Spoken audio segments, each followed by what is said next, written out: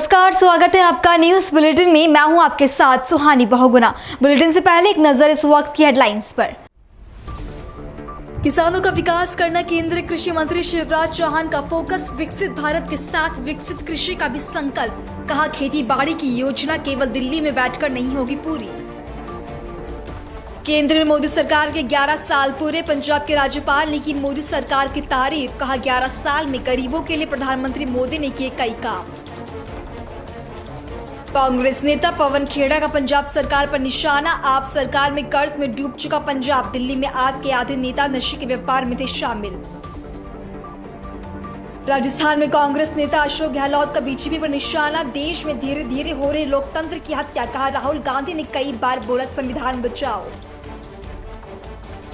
राजा रघुवंशी हत्याकांड मामले में बोले मेघालय के मंत्री। मामले के खुलासे के लिए दी पुलिस को बधाई। राजा रघुवंशी के परिवार के प्रति संवेदनाएं की व्यक्त। चलिए अब जानते हैं खबरों को विस्तार में। केंद्रीय कृषि मंत्री शिवराज सिंह चौहान अपनी जिम्मेदारी संभालने के बाद लगातार किसानों के लिए काम कर रही हैं, साथ ही किसानों के हित में फैसले ले रही हैं। एक तरफ जहां प्रधानमंत्री मोदी का संकल्प विकसित भारत है, तो वहीं मंत्री का संकल्प विकसित कृषि है। इसी को लेकर शिवराज चौहान ने कहा कि किसान खेतों में मेहनत और उत्पादन करता है।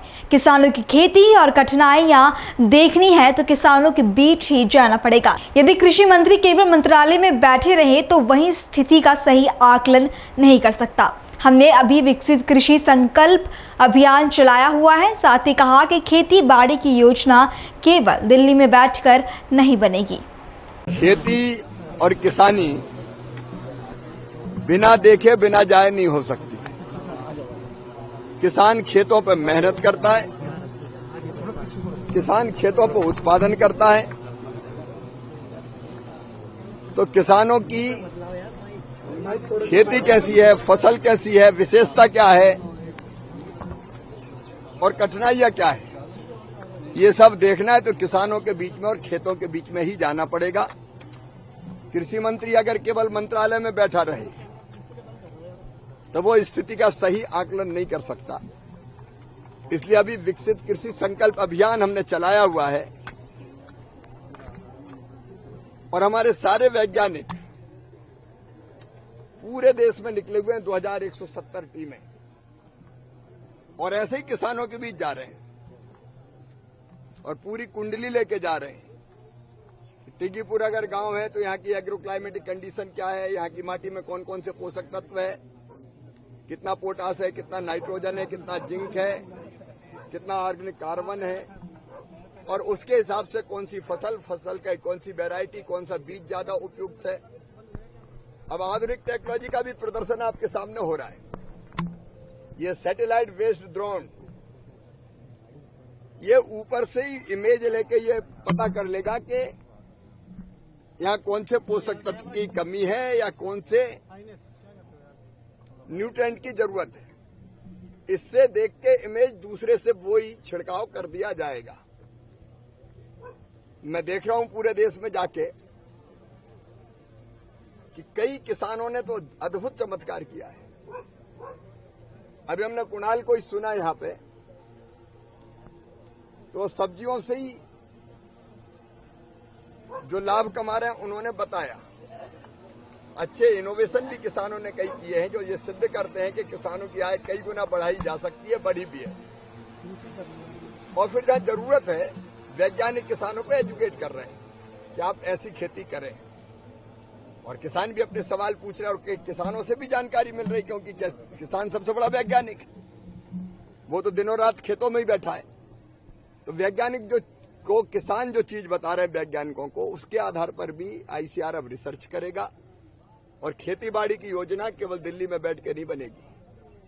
खेत में किसानों से बात करके जो चीजें समझ में आती है उसके हिसाब से रिसर्च भी तय की जाएगी और योजनाएं भी उस हिसाब से और आगे बढ़े, इस बात का प्रयास करेंगे। मोदी जी के विजन के कारण ये संभव हो रहा है। केंद्र में मोदी सरकार के 11 साल पूरे हो चुके हैं। इसी को लेकर बीजेपी में जश्न का माहौल है।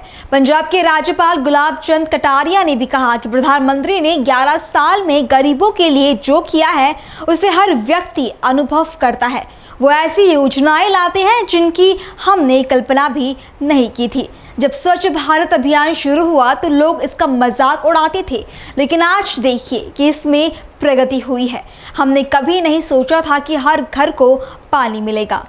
11 साल में जो किया है वो हर गरीब अनुभव करता है। ऐसी योजना लाए हैं जिसकी हम कल्पना नहीं करते। स्वच्छ भारत निर्माण हो, प्रारंभ करना ऐसे समझते थे लोग, हंसी मजाक करते थे कि ये कोई होना नहीं है, लेकिन आज की तारीख में आपने देखा कि स्वच्छ भारत आगे बढ़ गया। हर घर को पानी मिले ये सोचा नहीं था, मिल रहा है। हर व्यक्ति को खाने के लिए अनाज 50 करोड़ लोगों को मिले, आयुष्मान योजना मिले, हर घर को बिजली मिले, हर को मुद्रा का लाभ मिले, हर प्रकार के व्यवसाय को एक तरह से गरीबी की रेखा से बाहर, इतने से सालों में लगभग 23 से 25 करोड़ लोग गरीबी रेखा से बाहर निकलना, ये वास्तव में देश की बहुत बड़ी उपलब्धि है। पंजाब दौरे के दौरान कांग्रेस नेता पवन खेड़ा ने प्रेस वार्ता की और प्रदेश सरकार पर निशाना साधा। पवन खेड़ा ने कहा कि आप सरकार में पंजाब कर्ज में डूबा हुआ है। साथ ही अरविंद केजरीवाल पंजाब के पैसों से गुजरात और अन्य स्थानों पर हवाई यात्रा करते हैं। इस दौरान उन्होंने कहा कि दिल्ली में उनका आधा मंत्रिमंडल नशे के व्यापार में शामिल होने के चलते जेल में था। साथ ही सवाल पूछते हुए उन्होंने कहा कि क्या आप पंजाब में नशे की समस्या को खत्म कर देगी। साजिश क्या आपको इसलिए चुना था कि आप हुकुम हुजूरी बजाएं दिल्ली की, दिल्ली दरबार की? पंजाब का पैसा केजरीवाल को हेलीकॉप्टर में घुमाने के लिए, हवाई जहाज में घुमाने के लिए, जेड सिक्योरिटी दिलवाने के लिए, क्या इसलिए था? पंजाब तो कर्ज के तले दब रहा है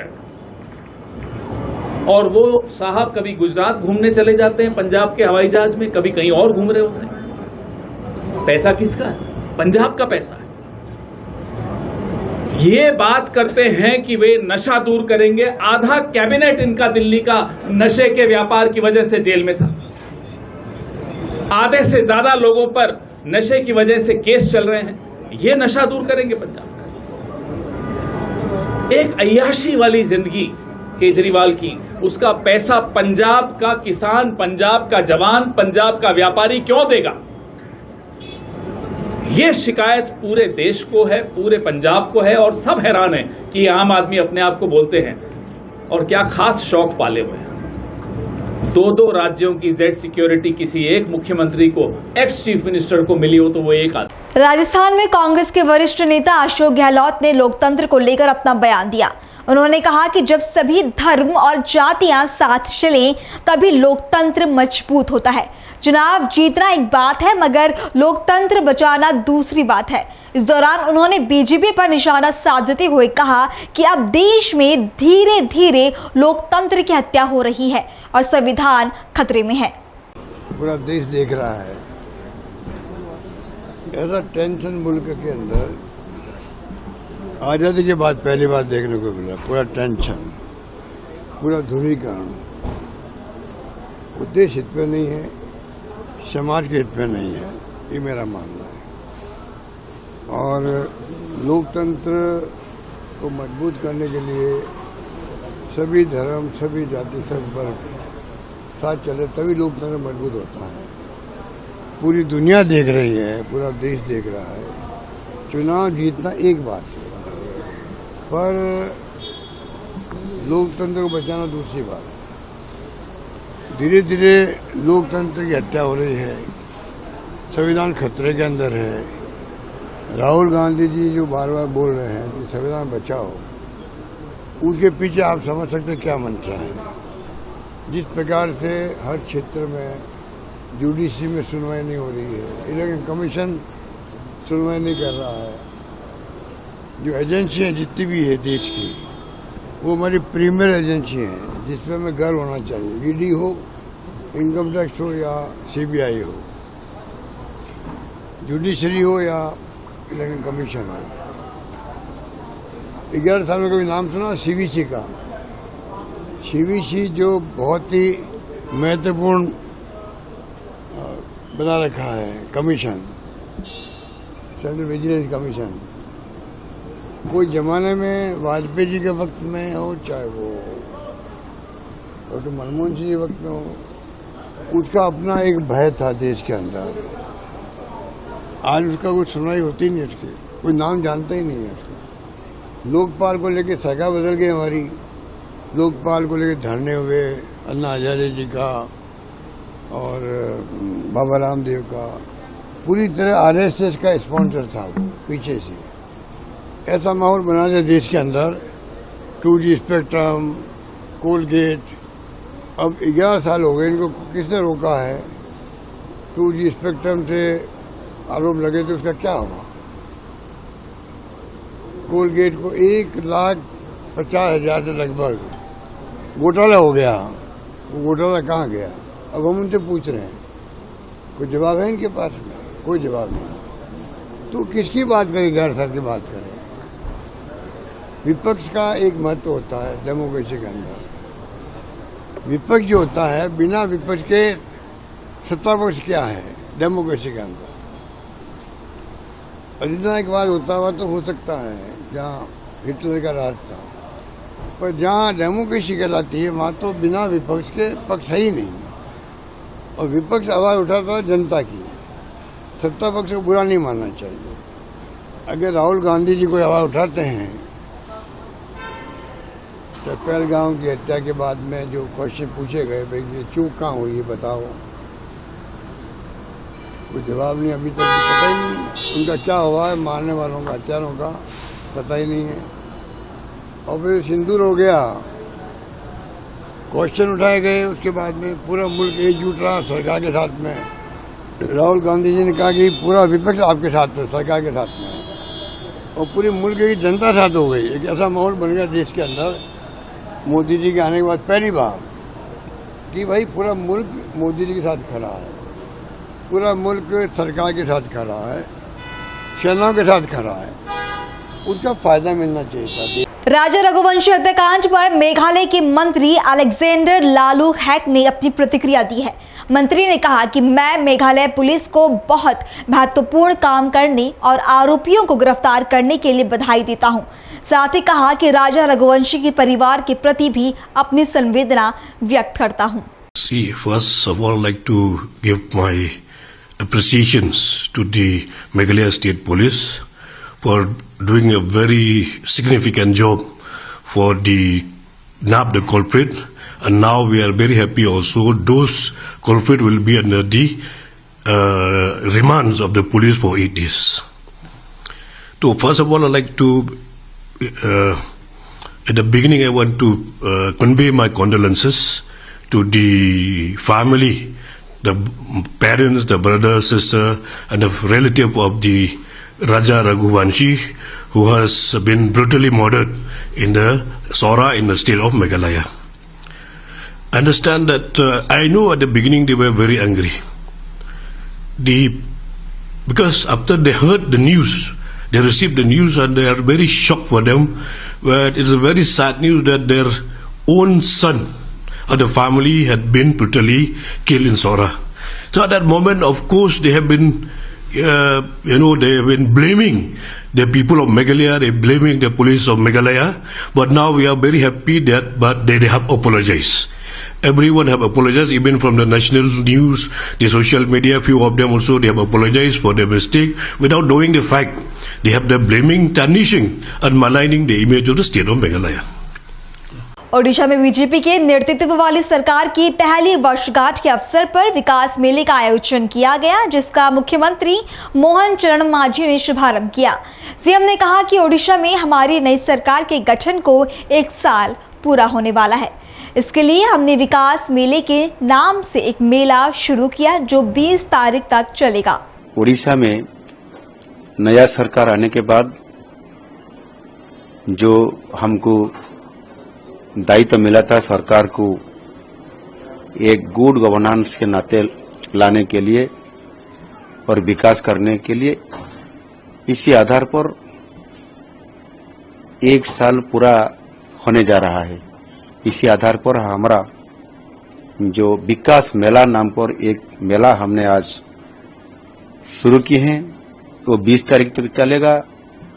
राज्य स्तर पर बाद में वो हर जिले में भी होगा और 1 साल का हमने जो हमारा घोषणा पत्र में और मैनिफेस्टो में जो रखे थे, लोगों का जो आशा आकांक्षा था, जो प्रतिश्रुति हमने दिए थे, उसको पूरा करने के लिए हमने जो हमारा 21 बड़ा कार्यक्रम था, उसमें से आधा से ज्यादा कार्यक्रम को हमने इम्प्लीमेंटेशन किया है और उसके ऊपर भी हमने बहुत सारी सफलता और उपलब्धि हमको मिला है।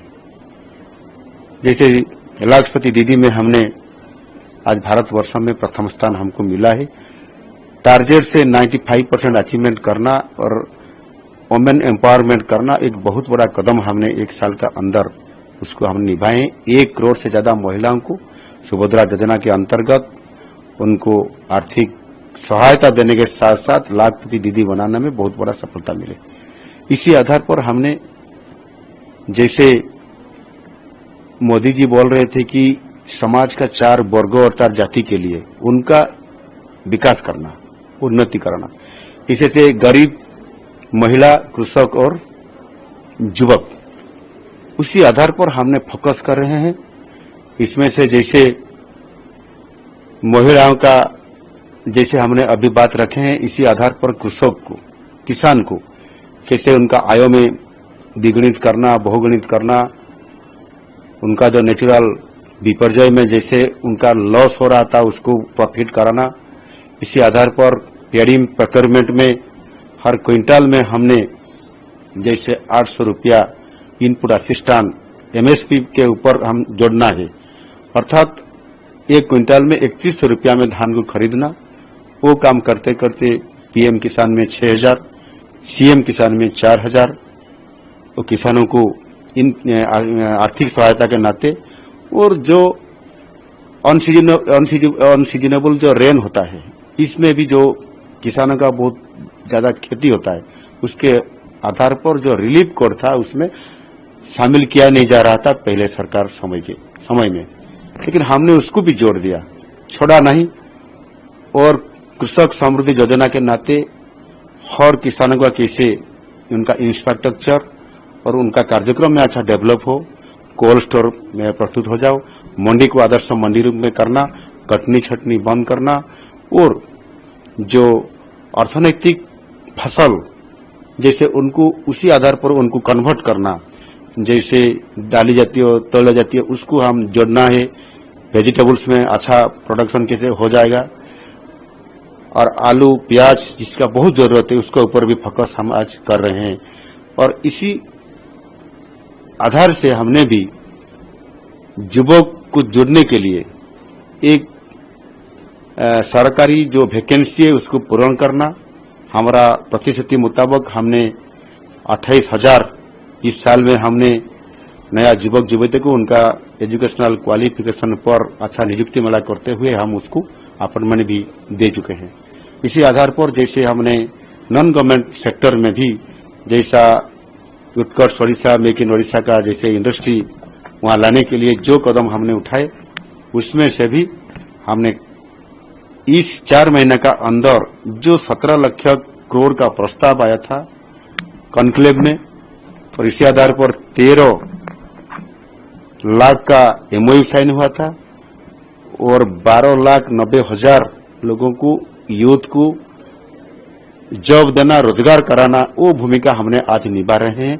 इसी आधार पर लास्ट 4 महीने में हमने जैसे ग्राउंड ब्रेकिंग किए, 1,78,000 इन्वेस्टमेंट हमारा हो चुका है, और 1,10,000 लोगों को इसमें जॉब और रोजगार देना वो काम आज शुरू हो गया। पिछले 4 महीने में खोर्धा में, कलिंगनगर में, ढेंकानाल में और गंजाम जिला का छतरपुर में हमने जैसे ग्राउंड ब्रेकिंग किए और इन्वेस्टरों को साथ में लेते हुए जो काम आप शुरू किए, निश्चित रूप से वो विकास मेला का एक बहुत बड़ा चित्र हम सामने रखे हैं। इसी आधार पर हमने 20 तारीख तक विकास मेला प्रचार प्रसार में रहेगा और सारी लोगों को हमने समझाएंगे, और निश्चित रूप से अगले दिन में जैसे हमने समृद्ध ओडिशा बनाने में और विकसित करने में अर्थनैतिक दृष्टिकोण से हम कैसे आगे बढ़ें, और देश का सबके जो 5 राज्यों में अर्थनैतिक दृष्टि से जो बहुत बड़ा है उसी में से उड़ीसा आएगा, और लास्ट 5 बड़ा शक्तिशाली इकोनॉमिक दृष्टिकोण से आगे आते हुए उड़ीसा एक स्वतंत्रता पाएगा, इसी आधार पर हमने आज शुरू किए और विकास मेला के नाते हम आज इसी अवसर पर, इसी पूर्ति अवसर पर हमने जो आज कदम उठा रहे हैं, निश्चित रूप से अगले दिन में उड़ीसा एक आर्थिक दृष्टिकोण से स्वतंत्रता उड़ीसा पाएगा और उड़ीसा समृद्ध उड़ीसा बनेगा।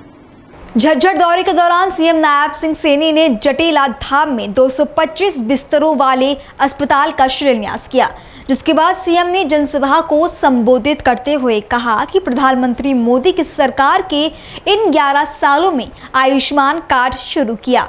वहीं हरियाणा सरकार ने चिरायु कार्ड शुरू किया, जिससे 1 लाख रुपए से कम आय वाले परिवारों को प्रतिवर्ष 5 लाख रुपए का मुफ्त इलाज मिल रहा है, जिसको हर महीने 2 बार 3 बार, किसी को तो 4 बार डायलिसिस कराना पड़ता था और एक डायलिसिस में उसका 25 से 30 हजार रुपए खर्च होता था।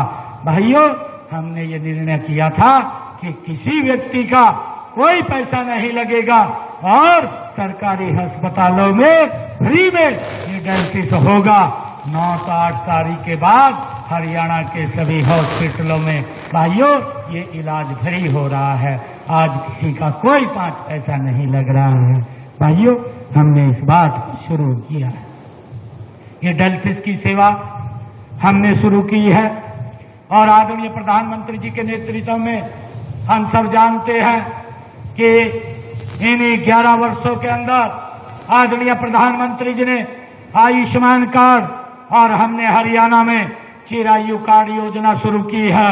ऐसे गरीब परिवार जिनके इनकम 1,80,000 रुपए से कम है, उनको सालाना 5 लाख रुपया इलाज के लिए एक एटीएम कार्ड देने का काम ये नरेंद्र मोदी की सरकार ने किया है। मुझे खुशी है कि आज किसी व्यक्ति को किसी की तरफ देखने की आवश्यकता नहीं है अगर उसको कोई गंभीर बीमारी आ जाती है। मध्य प्रदेश में प्रशासन का अतिक्रमण हटाओ अभियान शुरू हो चुका है। इसी क्रम में प्रशासन ने खंडवा के शक्कर तालाब इलाके में बुलडोजर कार्रवाई की और अवैध घरों को ध्वस्त किया। इसी को लेकर नगर निगम आयुक्त प्रियंका राजावत ने कहा कि 16 एकड़ के इलाके में शक्कर तालाब है, जहां इसमें अतिक्रमण करके पक्के निर्माण किए गए। लगभग 100 घर यहां से हटाए गए हैं। कुछ घरों पर स्टे मिला हुआ है। शक्कर तालाब का ये एरिया है जो 16 एकड़ करीब के एरिया में शक्कर तालाब है। अब यहाँ पे पक्का निर्माण होके और इस जगह पे अतिक्रमण किया गया था। तो लगभग पिछले 4 महीने से ये कार्रवाई हम लोग कर रहे थे। नोटिस देना, लगातार अनाउंसमेंट्स करना, लोगों को बोलना कि आप यहाँ से स्वयं अलग कर लीजिए अपना, और फिर आज यहाँ पे सुबह 5 बजे से ये कार्रवाई अलग करने के लिए कर रहे हैं। लगभग 100 घर हमने यहाँ से अलग किए हैं, जिनका स्टे था ऐसे 25 को छोड़ के।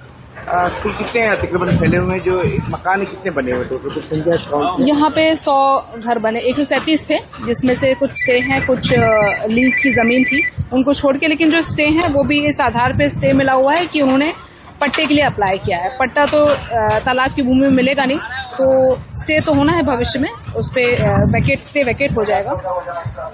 तो बस आज हम लोगों ने ये कार्रवाई की यहाँ पे, और इच्छा यही है कि ये तालाब जो है अपने मूल स्वरूप में लौट सके और यहाँ पे वापस से जल भराव हो सके। और वहीं तमिलनाडु के विरुधुनगर जिले के एक मंदिर उत्सव में भोजन करने के बाद लोग बीमार पड़ने लगे, जिसके चलते लोगों में हड़कंप मच गया और तनाव की स्थिति पैदा हो गई, जिसके चलते आनन फानन में करीब 85 लोगों को इलाज के लिए भर्ती कराया गया। फिलहाल अभी सभी की हालत स्थिर है। वहीं अब पुलिस के साथ साथ स्वास्थ्य अधिकारी इस घटना की जांच कर रही हैं।